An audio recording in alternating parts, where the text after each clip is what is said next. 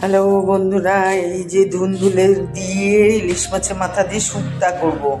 এই মাথাটাকে লাল করে ভাজি নিচ্ছি, ভাজি নিয়ে আর একটু আদা জিরা বাইটে নিচ্ছি, নিয়ে আর এখন এই যে তেজপাতা রাঁধুনি সম্বার দিলাম, দিয়ে এর মধ্যে আদা জিরা বাটাটা দিয়ে এই যে কষাচ্ছি, একটু হলুদ লবণ আন্দাজ মতো দিয়ে দিলাম, দিয়ে এখন ধুন্দুলো দিয়ে দিলাম, দিয়ে এটাকে একটু কষাবো, সাতলাই নেবো।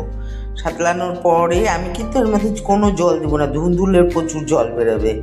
তো সেই জন্য এই যে মাথাটাও দিয়ে দিলাম, আর একটু সর্ষা পোস্ত বাটা আর একটু চিনি, অল্প একটু চিনি দিলাম। ধুন্দুল তো মিষ্টি, বেশি দেওয়া যাবে না, সামান্য ছিটাফোটা, আর একটু পোস্ত সর্ষা বাটা দিয়ে দিলাম, দিয়ে ঢাকা দিয়ে দিছি।